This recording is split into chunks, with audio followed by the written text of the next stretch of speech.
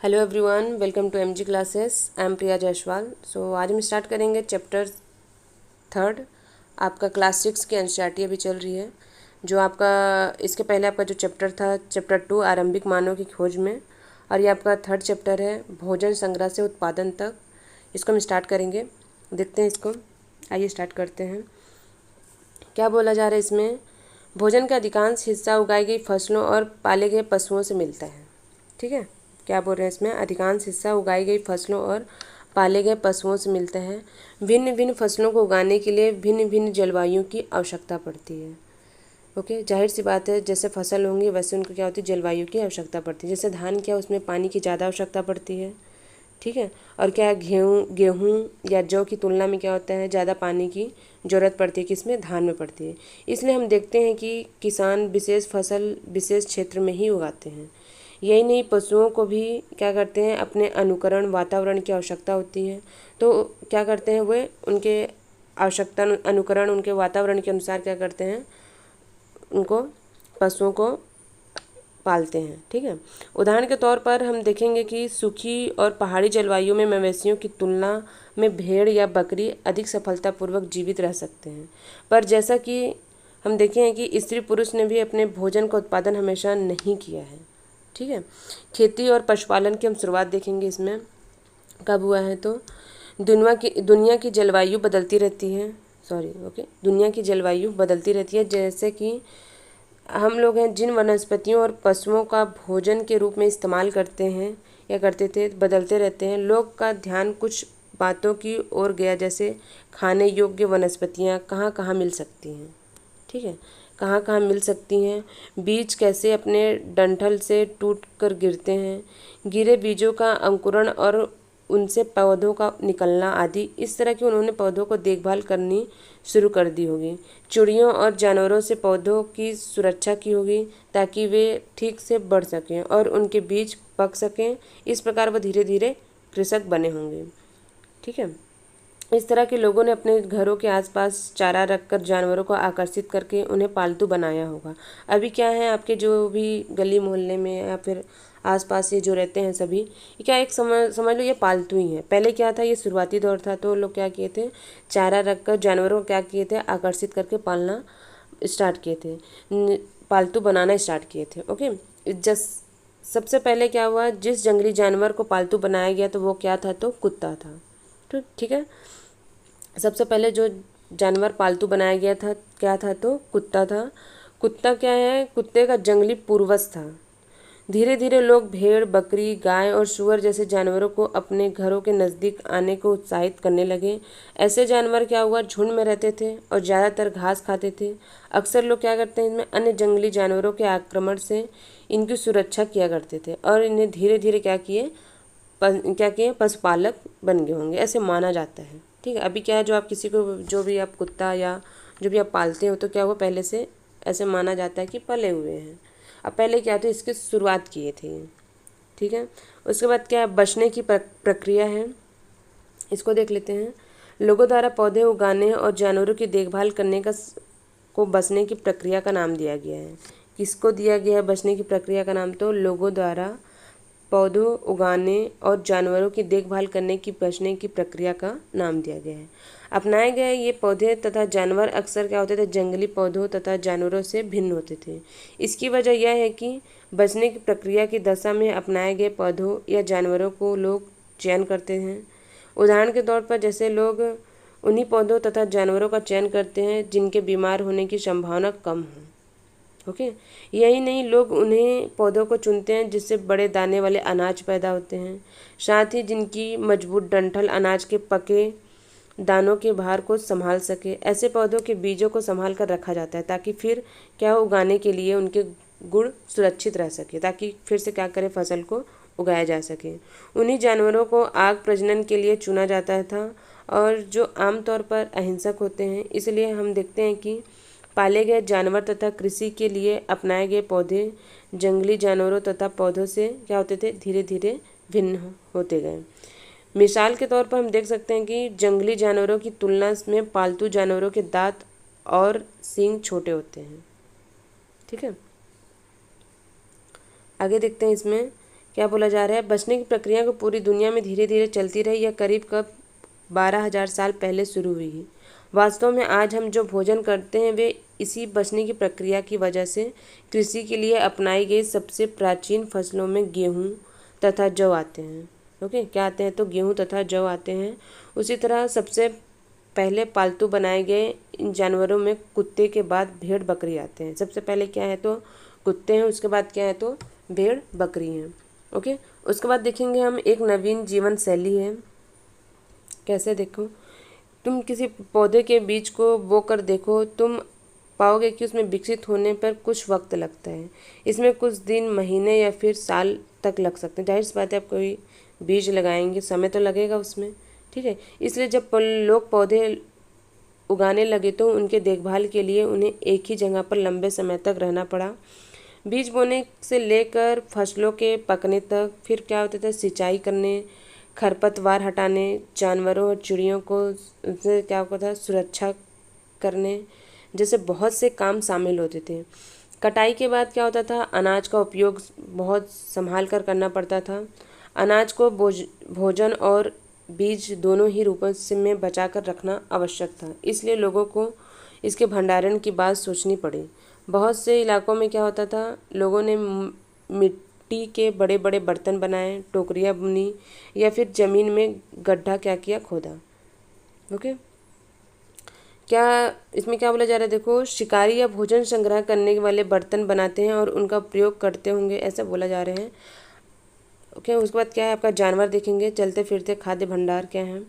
जानवर बच्चे देते हैं जिससे उनकी संख्या बढ़ती है। अगर जानवरों में देखभाल की जाए तो उनकी संख्या तो बढ़ती ही है और साथ ही साथ उनसे दूध भी प्राप्त होता है, जो भोजन को एक अच्छा स्रोत माना जाता है। यही नहीं, जानवरों से हमें मांस भी मिलता है।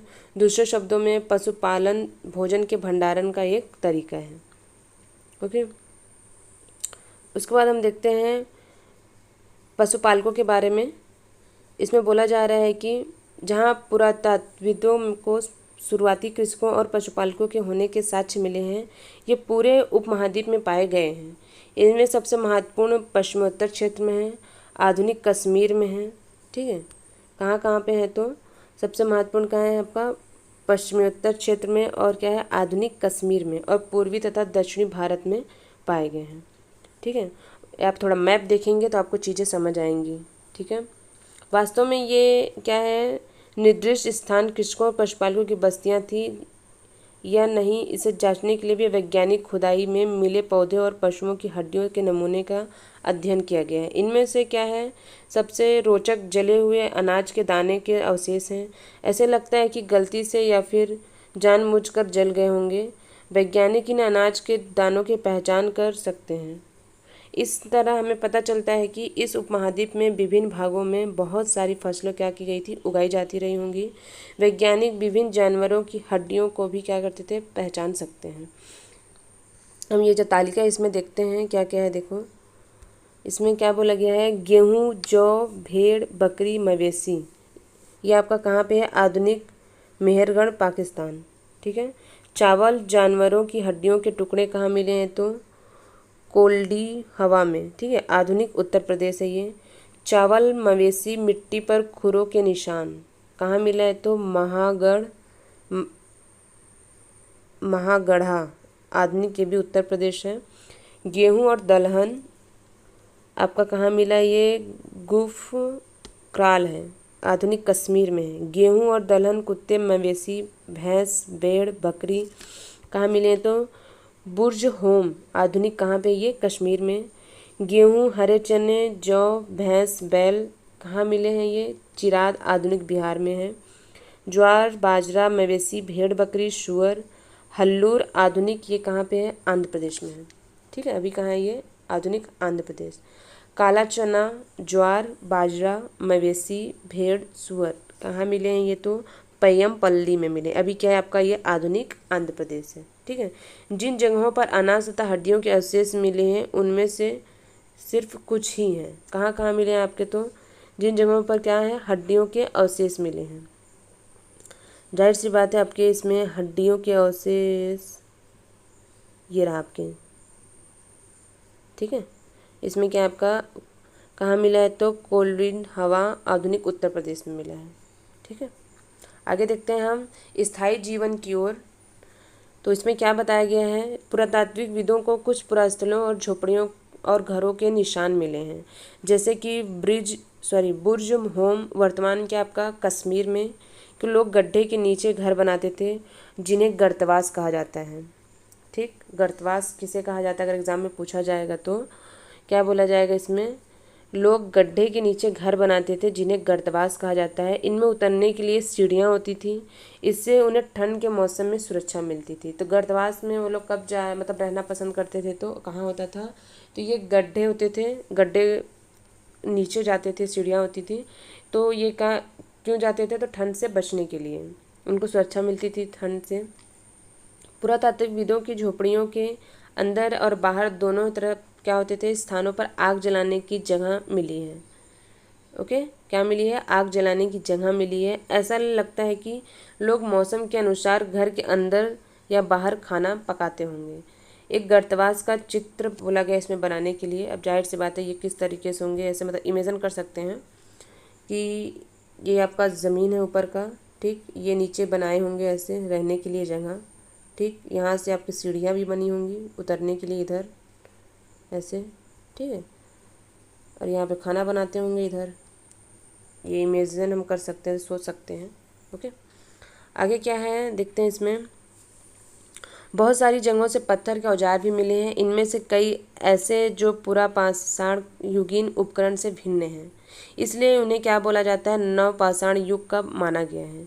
इनमें वे औजार भी हैं जिनके आधार पर आधुनिक पैना करने के लिए उनका पॉलिश चढ़ाई जाती थी। ओखली और मुसल का प्रयोग अनाज तथा वनस्पतियों से प्राप्त अन्य चीज़ों को पीसने के लिए किया जाता था। अब अभी भी आप देखेंगे कि घरों में सबके क्या होते हैं आपका? ओखली और मूसल। ओखली कैसे होता है? इस टाइप से, है ना, ये ओखली आपका होता है, और मूसल ऐसे, ठीक है, ऐसे मूसल होता है,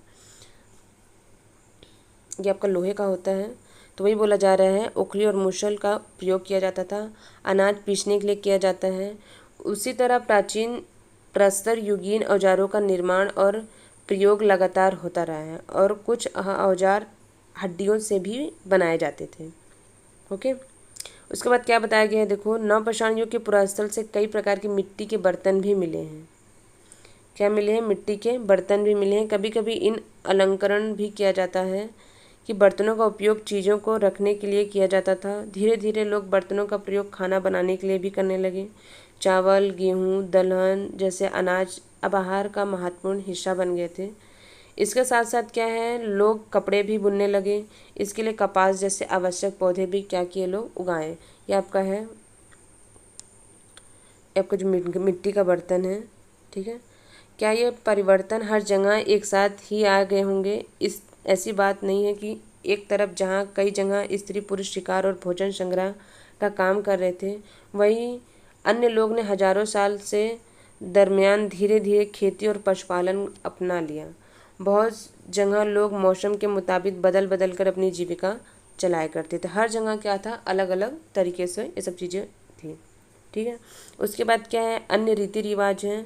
पुरातात्विक बहुत स्पष्ट रूप से इस बारे में कुछ नहीं कह सकते हैं कि विद्वानों ने ऐसे किसानों का अध्ययन किया है कि इनमें प्रायः कृषक और पशुपालक समूह में रहते हैं, जिन्हें क्या बोला जाता है? जनजाति कहते हैं। विद्वानों ने पाया है कि ये लोग कुछ ऐसे रीति रिवाजों को मानते हैं जो संभवतः पहले से ही प्रचलित हैं रहे हैं, ठीक है। इसके बाद क्या आपका जनजाति देखते हैं। प्रायः जनजाति लोग छोटी छोटी बस्तियों में रहते हैं। ज़्यादातर परिवार एक दूसरे से संबंधित होते हैं, और इस तरह के परिवारों के समूह मिलकर जनजाति का क्या करते हैं? निर्माण करते हैं, ठीक है। जनजाति के सदस्य क्या करते हैं? शिकार, भोजन संग्रह, खेती, पशुपालन और मछली पकड़ने जैसे पेशे अपनाते हैं। अक्सर महिलाएं क्या करती हैं? तो खेती के सारा काम करती हैं। इसमें ज़मीन तैयार कर, बीज बोने, पौधों के देखभाल करने से लेकर फसल काटने तक का क्या करते हैं? काम शामिल होता है। बच्चे क्या करते हैं? बच्चे पौधों को देखभाल करते हैं, चिड़िया और जानवरों को दूर भगाते हैं ताकि वे पौधे और फसलों को नुकसान न पहुंचाएं। महिलाएं फसल दाव कर, है ना, दाव कर अनाज कूटती पीसती हैं। पुरुष क्या करते हैं, आमतौर पर पशुओं के बड़े बड़े झुंडों को चराते हैं, जबकि बच्चे छोटे झुंडों को, यहाँ जानवरों को सफाई तथा दूध निकालने का भी काम स्त्री और पुरुषों दोनों मिलकर किया करते। मतलब ये जनजाति क्या होते थे, अब फैमिली आपस में मिलकर क्या करते थे, काम किया करते। महिलाएं कुछ काम करती थी, पुरुष कुछ काम करते थे, और क्या करते थे, बच्चे कुछ काम किया करते थे। ठीक है, इसके बाद क्या है, देखो इसमें अब इनके कुछ जनजातियों की संस्कृति में देखते हैं। इसमें परंपराएं बहुत समृद्ध तथा विशिष्ट होती हैं। इनमें कुछ भाषाएं हैं, संगीत हैं, कहानियाँ तथा चित्रकारी भी शामिल हैं। ठीक है, उनके अपने देवी देवता होते हैं। जमीन, जंगल, घास के मैदान तथा पानी पूरे कुनबे की संपत्ति मानी जाती हैं, जिनका उपयोग सभी एक साथ करते हैं। इनमें गरीब और अमीर के बच्चे कोई खास अंतर नहीं होता है। इसलिए क्या होता है, जनजातीय समाज अन्य समाजों से भिन्न होते हैं। इन अन्य समाजों के बारे में हम आगे देखते हैं इसमें। ठीक है, मतलब जनजातियों में क्या होता है कि बाकियों से क्या होता है, थोड़े भिन्न होते हैं। ठीक है, इसमें क्या है आपका सूक्ष्म निरीक्षण क्या है, मेहरगढ़ के जीवन मृत्यु। मेहरगढ़, सबसे पहले हम गांव देखेंगे। गांव के बारे में क्या बताएगा, गांव की यह विशेषता है कि रहने वाले अधिकांश लोग भोजन उत्पादन में लगे होते हैं। ठीक है, अभी क्या है, मेहरगढ़ में जीवन मृत्यु देखते हैं। यह क्या है, ईरान जाने वाले सबसे महत्वपूर्ण रास्ते बोलन दर्रे के पास है। कहाँ है, तो बोलन दर्रे के पास है। एक हरा भरा समतल स्थान है मेहरगढ़। संभवतः वह स्थान जहाँ के स्त्री पुरुषों ने इस इलाके में सबसे पहले क्या किया, जौ, गेहूँ उगाना और भेड़ बकरी का पालना सीखा। यहाँ खुदाई के सबसे पहले के स्तरों में पुरातात्विक को क्या हुआ, विभिन्न प्रकार के जानवरों को हड्डियाँ मिली हैं। ठीक है, क्या मिली है, जानवरों की हड्डियाँ मिली हैं।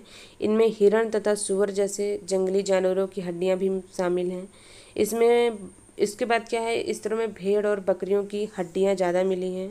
उसके ऊपर ज़्यादातर मवेशियों के ही हड्डियाँ मिली हैं। ठीक है, क्या करते थे ये लोग, मवेशियों को पालने लगते थे। मेहरगढ़ में इसके अलावा चौकोर तथा आयताकार घेरों के अवशेष भी मिले हैं। चौकोर और क्या, आयताकार घरों के अवशेष मिले हैं।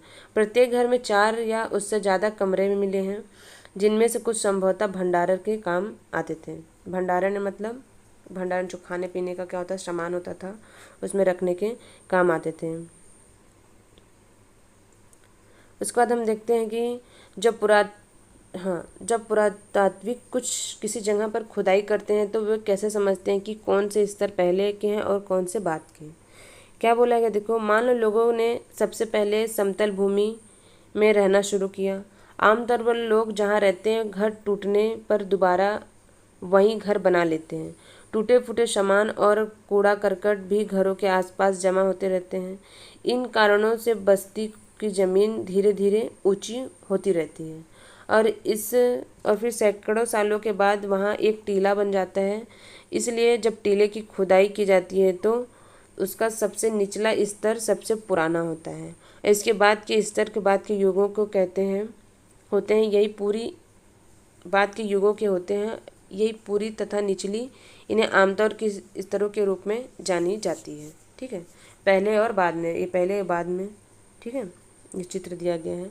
उसके बाद क्या बोला गया, देखो मृत्यु के बाद सामान्यतः मृतक के सगे संबंधों उसके प्रति सम्मान जताने के लिए लोगों की यहाँ आस्था है कि मृत्यु के बाद भी जीवन होता है। ऐसे उनका मानना होता था कि मृत्यु के बाद भी क्या होता है, जीवन होता है। इसलिए कब्रों में मृतकों के साथ कुछ सामान भी रखे जाते थे, जैसे उनको जो चीज़ें पसंद आती थी। ठीक है, मतलब जो जीवित रहते हुए जिस चीज़ों को पसंद करते थे तो उनके मरने के बाद उनके साथ उस चीज़ को रख दिया जाता था। जैसे मेहरगढ़ में क्या किया गया है, ऐसी कई कब्रें मिली हैं कि एक कब्र में एक मृतक के साथ एक बकरी को भी दफनाया गया था। ठीक है, संभवतः इसमें क्या है, परलोक में मृतक के खाने के लिए रखा गया होगा। ऐसा माना जाता है कि जिस जीवित रहते जो व्यक्ति जिस चीज़ को ज़्यादा पसंद करते थे, जिसको मानते थे ज़्यादा, तो उनके मृत्यु के बाद उनको उन्हीं के साथ में रख दिया जाता था। ऐसे नहीं है कि बकरी मर गई तो जो पालते थे उनको रख दिए, ऐसा नहीं है। मतलब जो पालते थे, जो मृतक था, जो मरते हैं, उनके साथ जो चीज़ वो पसंद करते थे उनके साथ क्या किया जाता था, कब्र में रख दिया जाता था। ओके, उसके बाद क्या है, इसमें क्या आपको मेहरगढ़ की कब्र में क्या मिला है, बकरी के कंकाल को पहचाना गया, इसमें बकरी के कंकाल मिले हैं। ठीक है। उसके बाद क्या है आपका, ये मेहरगढ़ के घर का चित्र है। ये मेहरगढ़ के घर शायद ऐसे दिखते हों जिसमें क्या घर में रहते हों, उसके साथ ही इस घर की क्या समानता है, ऐसे बोला गया। ठीक है, मतलब इसमें चार देखो, चार कोने हैं, है ना, मतलब चार रूम है इसमें, ऐसे बताए गए हैं। उसके बाद क्या है आपका, द ओजली हेडिंग। ओके, द ओजली हेडिंग देखते हैं इसमें क्या है ये। यह क्या है, पूरा स्थल चीन और म्यांमार की ओर जाने वाले रास्ते में ब्रह्मपुत्र की घाटी की एक पहाड़ी पर है। ठीक है, ब्रह्मपुत्र की एक पहाड़ी पर है। आप एक चीज़ सबसे पहले ध्यान देंगे इसमें, जो भी हम पढ़े हैं, तो ये आपका अगर बकरी मतलब मानव कंकाल के साथ बकरी अगर कंकाल पाया गया कहाँ का है, तो आप ध्यान देंगे कि ये कहाँ का है, तो मेहरगढ़ का है। ओके, आपके क्वेश्चन पूछा जाता है। और उसके बाद क्या देखते हैं, पूरा स्थल चीन, द ओजली में हेडिंग में क्या पाया गया आपका, ये पूरा स्थल चीन और म्यांमार की ओर जाने वाले रास्ते में ब्रह्मपुत्र की घाटी की एक पहाड़ी पर है। ठीक है, कहाँ पे है ये, ब्रह्मपुत्र की घाटी की एक पहाड़ी पर है। यह खरल और मूसल जैसे पत्थरों के उपकरण मिले यहाँ पे। ओके, क्या मिले हैं, तो खरल और मूसल जैसे पत्थरों के उपकरण यहाँ पे मिले हैं। इससे पता चलता है कि लोग भोजन के लिए अनाज उगाते थे। साथ ही यहाँ से जेडाइट पत्थर भी मिला है। संभवतः यहाँ पत्थर चीन से आया होगा। इसके अतिरिक्त क्या है, इस पूरा स्थल से काष्ठाश्रम अति प्राचीन लकड़ी, ठीक है, यहाँ पे बहुत प्राचीन लकड़ी जो सख्त होकर पत्थर बन गई है। क्या हो गई है, वो सख्त इतनी पुरानी हो गई है कि वो सख्त होकर पत्थर बन गई है। क्या औजार और बर्तन भी मिले हैं यहाँ पे। ओके, क्या मिले हैं, औजार और बर्तन भी मिले हैं। तो ये हमारा क्या था, चैप्टर 3 था जो कंप्लीट हुआ है। अब इसमें ध्यान देंगे जो चीज़ें बताई गई हैं, जैसे बसने की प्रक्रिया, आपका मेहरगढ़ में बस्ती का आरंभ कब हुआ है, और उसके बाद उसमें क्या मेहरगढ़ में घर कैसे होते थे, उनमें उनके मरने के बाद उनके साथ क्या दफनाया जाता था। ठीक है, कौन से बर्तनों का इस्तेमाल है, औजार कौन कौन से हुआ करते थे उस समय की, मतलब जो जानवर थे पालतू थे किस किस को पाला गया है, हड्डियाँ, है ना, उनका भोजन, ये सब चीज़ें को हम ध्यान देंगे कहाँ कहाँ चीज़ें हैं। उसके बाद बीजों को इकट्ठा करना, उसका फिर इस्तेमाल करना, बसने की प्रक्रिया, पशुपालन की शुरुआत, ये सब चीज़ें क्या करना है, इसमें ध्यान देना है। जो जो चीज़ें इसमें बताई उसको आप नोट डाउन करते चलेंगे। ठीक है, ये आपका चैप्टर 3 था जो आपका कंप्लीट हुआ। हम देखेंगे नेक्स्ट वीडियो में चैप्टर 4 आपकी ये क्लास 6 एनसीईआरटी में। ठीक है, ओके।